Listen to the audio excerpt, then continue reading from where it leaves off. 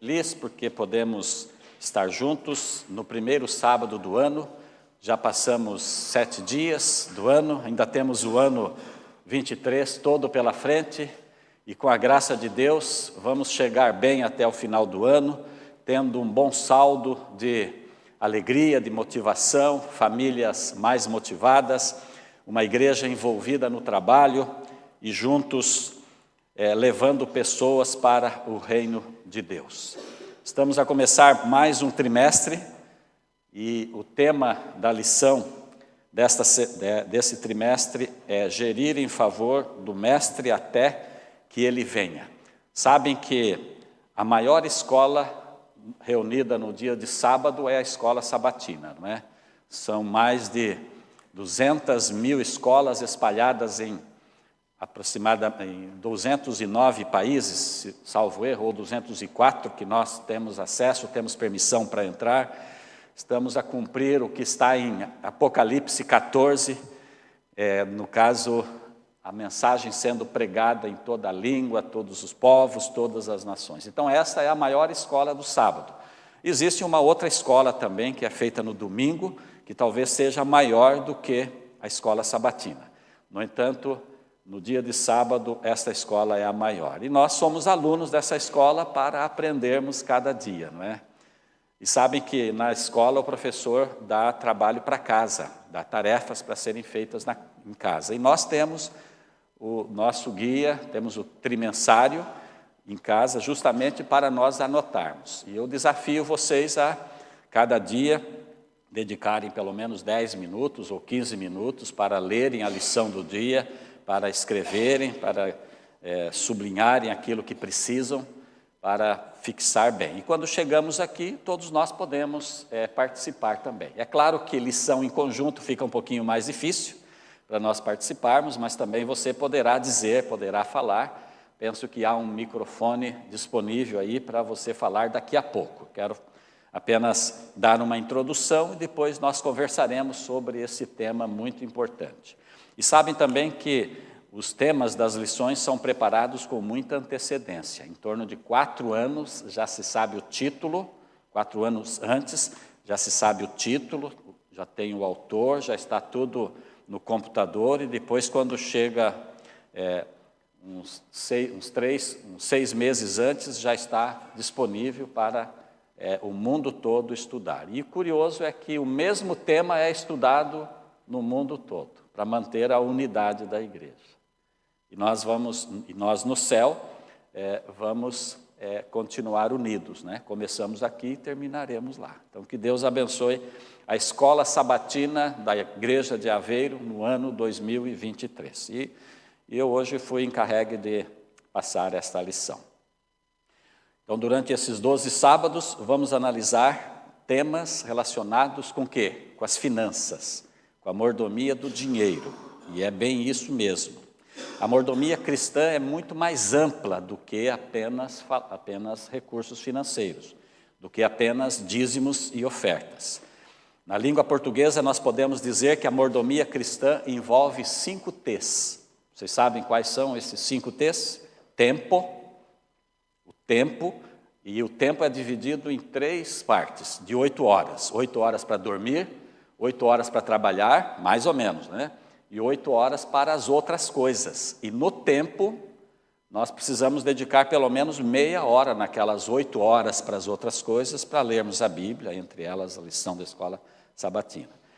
E a mordomia, e os outros tempos, e as outras horas, é o trabalho e o sono, conforme nós falamos. E o outro T são os talentos, que são os dons espirituais. Traduzidos, os talentos naturais, cantar, pregar, falar. Uma pessoa pode ter talentos, mas não ser cristã. Então, quando ela se converte, quando aceita Jesus, aqueles talentos naturais são convertidos em dons espirituais e são utilizados para a igreja. Depois é o templo. O outro T é o templo. Nosso corpo é o templo do Espírito Santo. Comemos e bebemos apenas aquilo que faz bem para a nossa saúde. Dormimos às 7, 8 horas de sono reparador, fazemos exercícios físicos, fazemos caminhadas, bebemos água à vontade e comemos o mais natural possível. Ingerimos alimentos saudáveis, porque o nosso corpo é o templo do Espírito Santo, né? E o outro T é o tesouro, que é o assunto do trimestre todo que nós vamos analisar, que são as finanças. E o outro T, alguém sabe qual é? São 5 T's. Até 5 anos atrás, a Conferência Geral considerava apenas 4 T's. Agora, a Conferência Geral da Igreja Adventista do Sétimo Dia incluiu mais um T. Qual é? Terra. Nós somos administradores da terra. Reciclagem, cuidado com a terra, porque esse é o habitat do ser humano e nós devemos cuidar bem. É certo que com a degradação, com as queimadas, com a queima de combustíveis, com tudo isso, a terra vai perdendo a sua vitalidade. No entanto, nós, como bons mordomos, cuidamos da terra também. Portanto, mordomia cristã significa a gestão dos bens por bons mordomos. O mordomo não é dono. Vamos lembrar disso. Às vezes nós achamos que somos donos de tudo, né? Temos um carro, somos donos. Temos a casa, somos donos. Temos recursos, somos donos. Não é bem assim, porque o nosso proprietário é Jesus, que comprou-nos com o quê?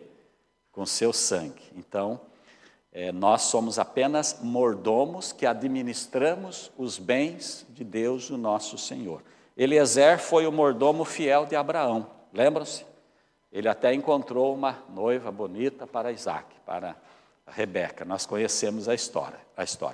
Ele foi um mordomo fiel em todos os níveis, inclusive neste que acabei de mencionar. José foi um bom mordomo lá no Egito, na casa de Faraó. Um espetáculo, né? A história de José. É a minha história preferida da Bíblia Sagrada.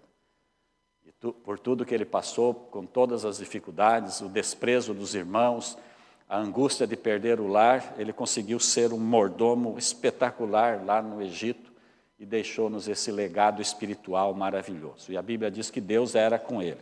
Daniel foi um bom mordomo também na corte babilônica, através na época de Nabucodonosor, e ele ultrapassou o tempo, né, sobreviveu, faleceu bem velhinho, foi jogado lá na cova dos leões, na época do rei Dario, e foi um excelente mordomo. E nós? Como é que tem sido conosco? Somos bons mordomos? Temos gerido bem a mordomia cristã? Quando você lê sobre mordomia cristã, aqueles pregadores, ou ouve, aqueles pregadores mais eufóricos, eles dizem assim: necessita-se de mordomos, necessita-se de verdadeiros mordomos. E é verdade.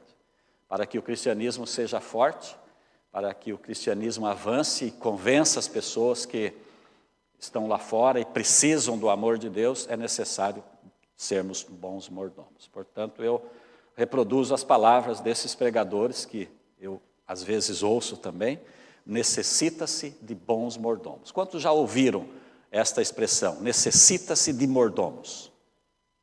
Alguns, não é? E é verdade, nós precisamos ser bons mordomos de verdade. O verso áureo da lição, eu acho muito interessante, que essa primeira lição vem mostrando que Deus nos ama, Deus comprou-nos com seu sangue, nós pertencemos à sua família, somos parte da família de Deus, para mostrarmos que nós devemos ser gratos a isso. E a nossa gratidão é através de uma mordomia fiel. Serão os outros temas que vamos estudar nas outras semanas. E o verso áureo é: vede com grande amor nos tem concedido o Pai que fôssemos chamados filhos de Deus. Há um versículo correlato a este, que está em João capítulo 1:12, que diz assim: mas a todos quantos o receberam, deu-lhes o poder de serem feitos filhos de Deus, aos que creem em seu nome.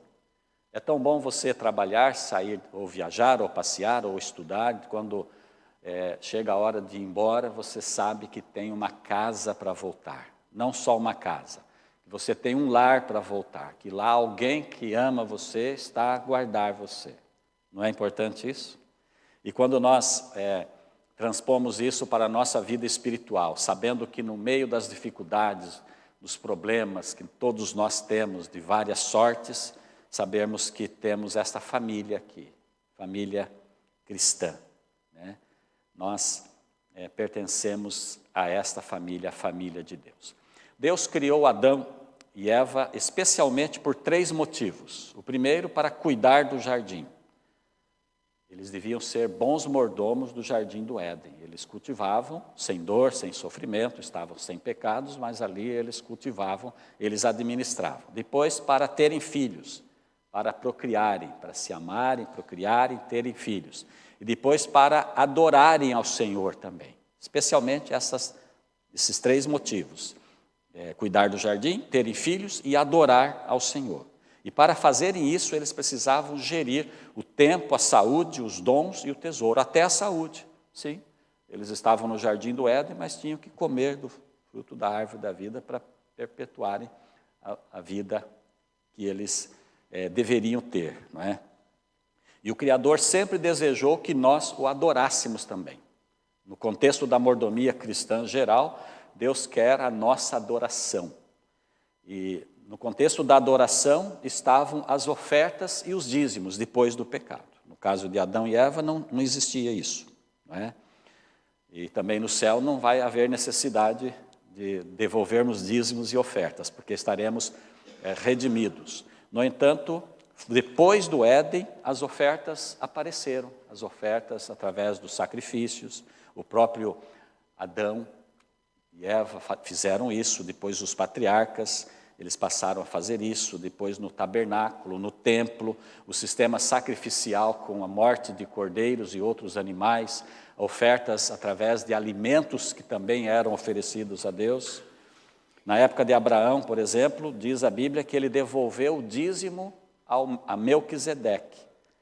E o seu neto Jacó também, diz a Bíblia, que foi fiel em tudo, nos dízimos. Todo gado, toda a renda que ele recebia, ele era fiel nos dízimos e nas ofertas. Depois Deus instituiu, para aperfeiçoar o sistema de dízimos e ofertas, Deus instituiu, quando o povo entrou na terra prometida, com Josué, o sistema de dízimos e ofertas através da tribo de Levi. Não é? Levi não recebeu herança em terras, mas recebia o dízimo para administrar a parte espiritual. Depois Jesus chegou, ele confirmou o dízimo. Alguns dizem que no Novo Testamento não precisa mais de dízimos ou ofertas. É um absurdo ouvir isso de crentes, de cristãos, de igrejas conceituadas até, de pessoas com uma certa cultura. Quando nós vamos em Mateus, no capítulo 3, ou melhor, 23, nós lemos assim: Ai de vós, escribas e fariseus hipócritas, porque dais o dízimo da hortelã, do endro e do cominho, e tendes negligenciado os preceitos mais importantes da lei, a justiça, a misericórdia e a fé. Devíeis, porém, fazer estas coisas sem omitir os dízimos. Então Jesus aqui, ele confirmou o sistema de dízimos no Novo Testamento, né? Depois veio o apóstolo Paulo, os outros apóstolos também, há passagens que falam a respeito disso. Então nós temos estas declarações bíblicas e diante de nós está esse estudo que é no mínimo maravilhoso e especial. Quem são os membros da família de Deus? Você quer falar? Alguém quer falar? Pode levantar a mão. Quem são os membros da família de Deus? É muito mais amplo do que nós pensamos, sabem? Porque às vezes nós pensamos assim, é quem aceita Jesus como Salvador pessoal faz parte da família de Deus. É uma parte apenas. Por quê? Porque quando nós analisamos a Bíblia Sagrada, Jó, Salmos, Isaías, quando analisamos o Espírito de Profecia, nós que somos adventistas do sétimo dia, acreditamos que Ellen White, além de pregadora, além de escritora, além de boa mãe que foi, de boa mulher que foi, boa esposa, ela foi profetisa também. E ela menciona a respeito de seres que estão em outros mundos. E eles foram provados como Adão e Eva foram provados no jardim do Éden, no entanto não caíram em pecado. E também os anjos que estão nos céus. Então, a família de Deus é extensa, é muito grande. Quando Jesus voltar e nós estivermos prontos para a vida eterna, nós vamos poder viajar e vamos conhecer os outros nossos irmãos que estão no universo, estão espalhados. Né? Então, Deus o Pai Jesus, o nosso irmão mais velho, que é Deus também, o Espírito Santo, né, que é uma pessoa divina também, os anjos dos céus, os mundos não caídos, né, e pessoas de todas as nacionalidades que aceitam Jesus como Salvador pessoal. Sabe que há duas maneiras das pessoas dizerem, inclusive cristãs, dizerem quem são filhos de Deus. Alguns dizem que todos são criaturas de Deus. Todas as pessoas que nascem são criaturas de Deus. Mas para serem filhos têm que aceitar Jesus como Salvador pessoal. São pensamentos divergentes um pouco. Eu gosto de adotar a seguinte postura diante disso. Eu gosto de ler o que está em Colossenses 1:12, que diz assim: Deus nos tornou dignos de participar da herança dos santos no reino da luz. Eu diria que todos são filhos de Deus, porque todos somos criados, né? Brancos, pretos, amarelos, não importa a cor, não importa a nacionalidade, não importa a raça, não importa a cultura, o nativo, o índio que está lá longe, que nem ele às vezes não sabe do que se passa no mundo moderno, né? Não sabe mesmo. Todos são filhos de Deus. Agora, para terem direito à herança dos céus, é só quem aceita Jesus como Salvador pessoal. Né? A lição de segunda-feira, e ainda na lição de domingo, para apenas corroborar aquilo que nós mencionamos, que os membros da família de Deus não são só os que estão na terra, Efésios traz esse texto, né? Efésios 3, 14 e 15. Por causa disso, me ponho de joelhos perante o Pai de nosso Senhor Jesus Cristo, do qual toda a família, nos céus e na terra, toma o nome. Então, nos céus e na terra temos irmãos. Somos irmãos. Deus é o proprietário de tudo. Então, quer contribuir? Qual é a sua contribuição na lição? O ponto alto que você achou da lição até aqui, e especialmente na lição de segunda-feira. Isso é uma escola. Na escola os alunos respondem ao professor. Agora eu não sou pregador, sou professor, sou o monitor. Então vamos lá, alunos, falem. Podem mencionar algo que achou mais interessante. Deus é o proprietário de tudo. Concorda com isso? Com essa assertiva ou não? Mas fui eu que trabalhei, eu que suei, eu que trabalhei 12 horas por dia durante um período de 6 anos para poder comprar aquela casa, para construir. Eu que comprei a passagem para procurar uma vida melhor em Portugal. Eu que suei, eu que trabalhei para comprar o carro. Como é que é essa história que Deus é dono de tudo? Há 3 textos que eu gosto muito, que estão na Bíblia Sagrada, que referem-se a este aspecto. O primeiro está em Gênesis, ou melhor, em Ageu, não Gênesis. Ageu 2, verso 8. O que está escrito lá? Ageu 2:8. Minha é a prata e meu é o ouro, diz o Senhor. Eram os metais mais conhecidos daquela época, né? Se naquela época tivessem descoberto o brilhante e outras pedras preciosas, muito provavelmente Ageu falaria sobre esses metais que estão escondidos no interior da terra e que foram descobertos mais recentemente, com um valor maior do que o ouro até. Então, isso para dizer que Deus está referindo-se que tudo que nós temos é porque Ele nos deu. Né? O outro texto que gosto, que está na lição, é aquele que está no Salmo 24, verso 1. O que diz lá? O que diz em Salmo 24, 1? Ao Senhor pertence a terra e tudo que nela se contém, o mundo e os que nele habitam. Então, o gado, em lugares como o Brasil, há fazendeiros que têm lá um grande gado com milhares de cabeças de vaca, de boi, né, de rebanho. Deus está a dizer, olha, isso tudo é meu, toda criatura que há no mundo, todas as criaturas são minhas. Vocês também não pertencem a vocês mesmos, vocês são meus. Quando ouvimos isso de Deus, nós ficamos um pouquinho preocupados, né? Porque é necessário haver uma amizade com Deus, uma intimidade com Deus através da comunhão para nós aceitarmos esse termo, que pertencemos a Deus, que somos de Deus.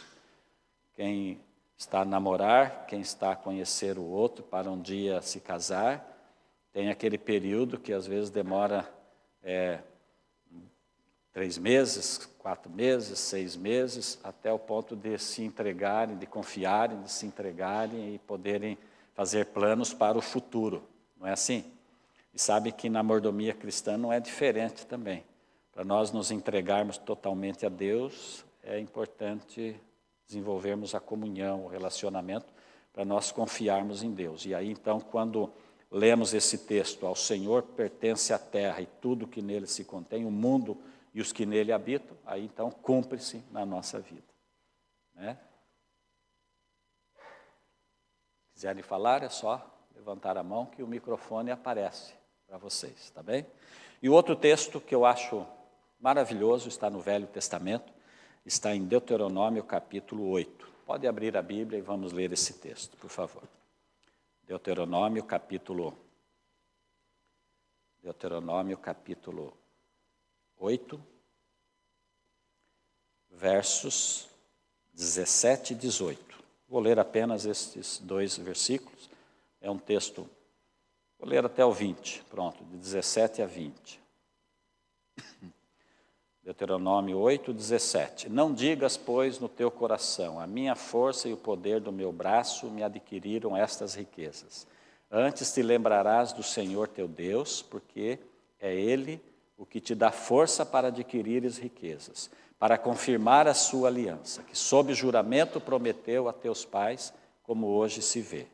Se te esqueceres do Senhor teu Deus e andares após outros deuses, e os servires, e os adorares, protesto hoje contra vós outros que perecereis. Como as nações que o Senhor destruiu de diante de vós, assim perecereis, porquanto não quisestes obedecer à voz do Senhor vosso Deus. Não há nada mais verdadeiro do que isto, né? Não digas no teu coração, a minha força e o poder do meu braço me adquiriram estas riquezas. Não há nada mais verdadeiro do que isso. Por quê?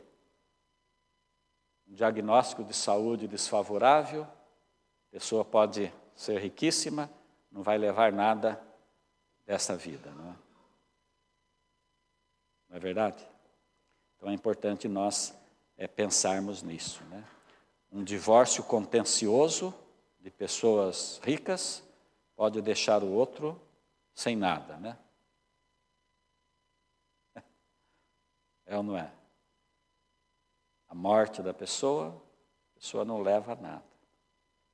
Na lição de segunda-feira traz aqui uma ponderação interessante, logo embaixo, diz assim: porventura, quem sou eu e quem é o meu povo que tivéssemos poder para tão voluntariamente dar semelhantes coisas?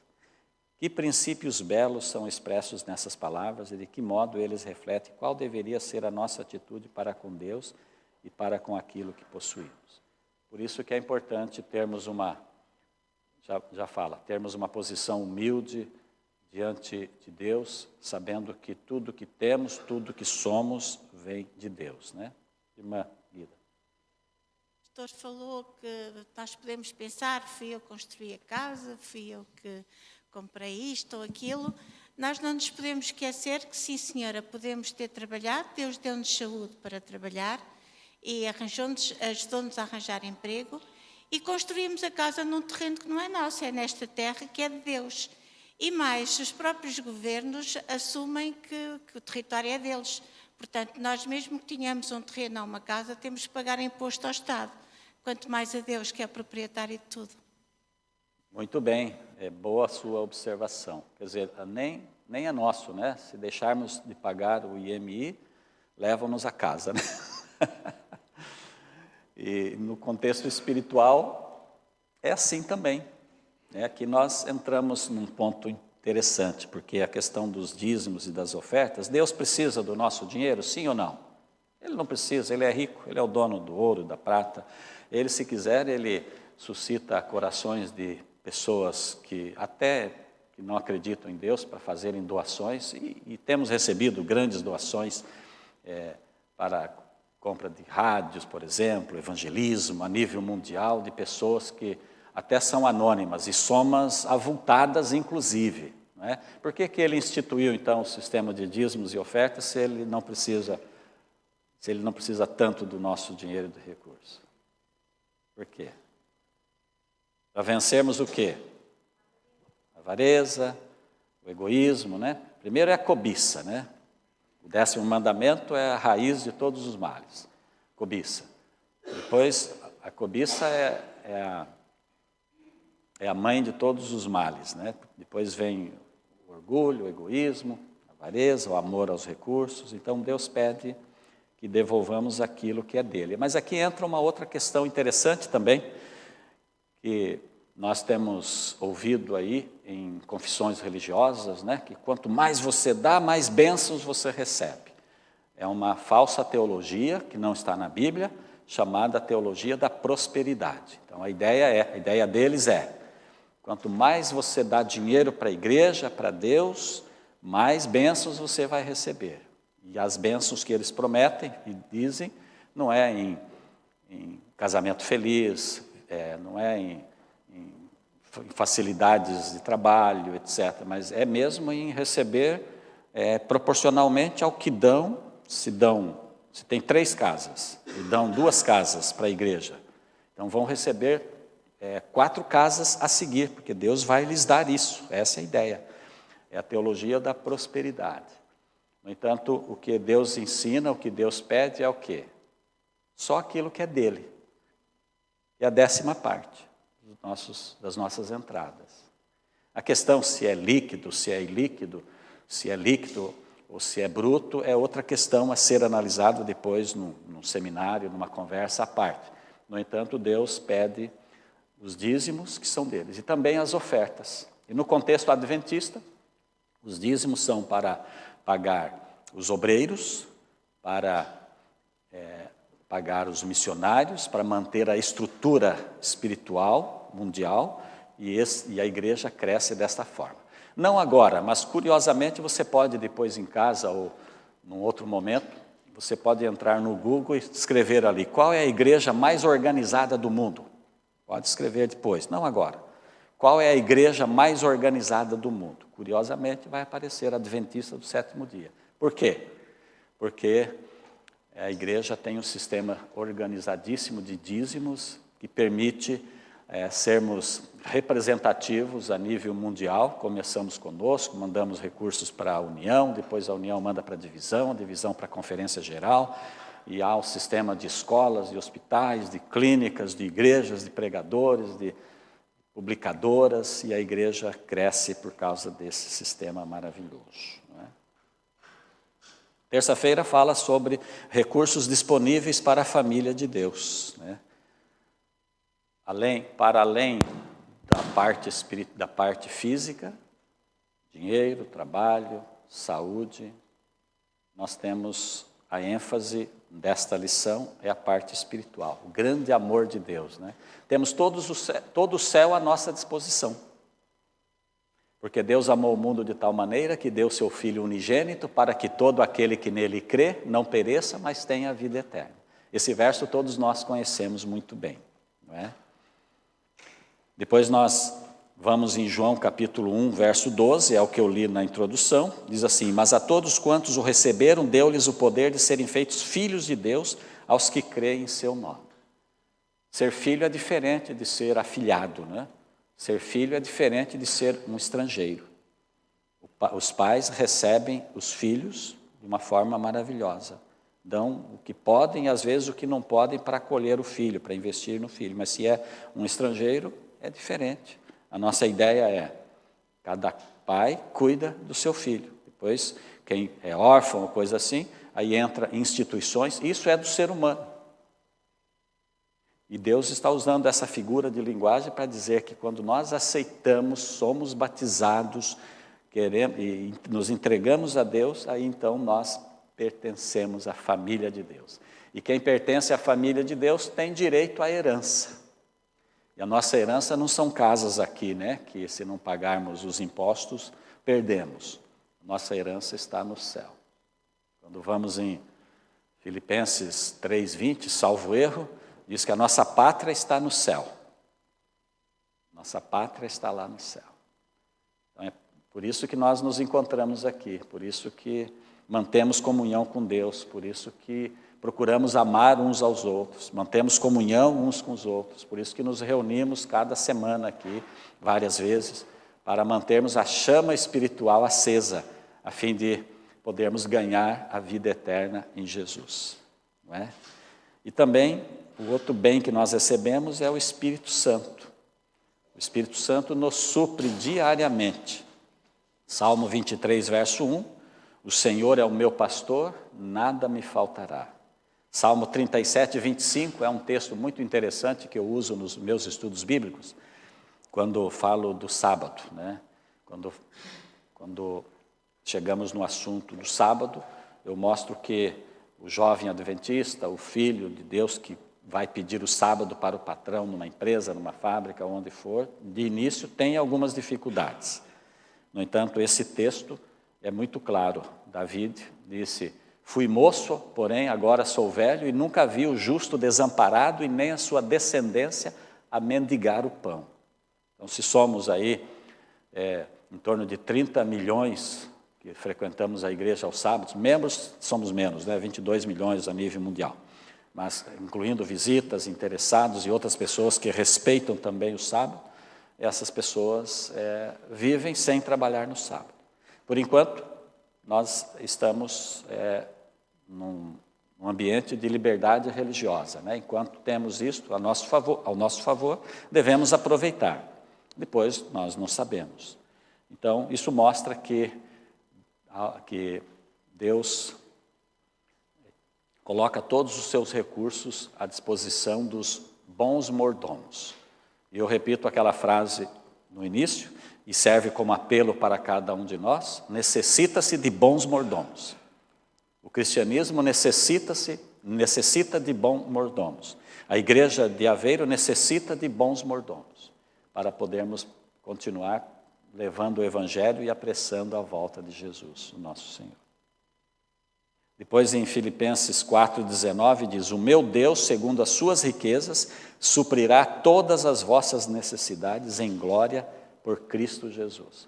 Então, quando nós vamos lá em Malaquias 3, versos 8, 9 e 10, que fala dos dízimos e das ofertas, ali o contexto é que o povo deixou de ser fiel, o povo, além de transgredir os mandamentos, além de se envolver com idolatria, além de transgredir o sábado e de não darem recursos para os pobres, para as viúvas, porque o povo de Israel no passado recebia bênçãos para distribuir a estas pessoas. Eles também já não davam os dízimos, não devolviam o dízimo mais. Então o povo tinha caído em apostasia. Então Deus falou assim, vós me roubais nos dízimos e nas ofertas. Depois tem aquela promessa, olha, faça um teste, para verem se eu não abrirei as janelas dos céus, de modo a vocês receberem bênçãos sem medida. E foi o que aconteceu, né? O povo depois se arrependeu, voltou, o povo pôde reconstruir suas casas, os muros de Jerusalém, pôde reconstruir o templo de Jerusalém e foi muito feliz, muito feliz. E depois nós avançamos na lição de quarta-feira, temos aqui as responsabilidades dos membros da família de Deus. Quais são as responsabilidades? Se você quiser falar, ainda temos 5 minutinhos. Vou pedir que a liderança espere um pouquinho, né? Você poderá falar. Tem algum assunto na lição que quer contribuir ou que quer mencionar sobre as responsabilidades? A lição traz aqui pontos interessantes. Amar a Deus sobre todas as coisas, de todo o teu coração, de toda a tua alma e de todo o teu pensamento. Aqui envolve não só guardar os mandamentos de Deus, né, que são os 10 mandamentos, envolve não só nosso cuidado com a família, não só estarmos na igreja, nos relacionarmos bem, não só cuidarmos com as palavras para não ferirmos o próximo. Às vezes temos vontade de falar, mas não vale a pena, né? Não só essas coisas, mas também Deus quer que nós o amemos através dos nossos recursos, da mordomia cristã. Nós temos o exemplo do jovem rico, né? Quero terminar com isto. O exemplo do jovem rico é muito curioso. Ele falou: mestre, o que eu devo fazer para herdar a vida eterna? Jesus mostrou falou aquilo que ele queria ouvir. Guarda os 10 mandamentos. E ele falou: eu guardo todos. E ele citou 5 da segunda tábua dos 10 mandamentos, mandamentos relacionados ao próximo. Eu faço tudo isso. Aí Jesus falou: quer ser perfeito? Então vai, vende tudo o que tem e dá aos pobres. Quando Jesus falou isso, ele foi embora triste. E quando nós lemos a história do jovem rico, nós pensamos que é uma parábola, às vezes somos levados a pensar que é uma parábola. Jesus quis ilustrar. Não, aconteceu mesmo. Foi uma pessoa que buscou Jesus e recebeu aquela resposta de Jesus. Então Deus pede de nós também a nossa entrega e o nosso relacionamento com Ele. E na lição de quinta-feira, bem no finalzinho, tem um texto de Ellen White, Parábolas de Jesus, que diz assim: o dinheiro é de grande valor, porque pode realizar um grande bem.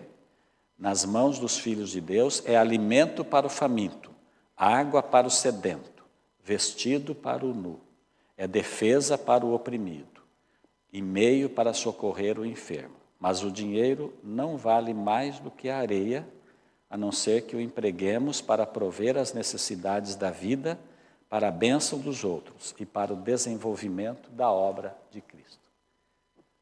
Necessita-se de bons mordomos. Sejamos bons mordomos, para a glória de Deus. Amém.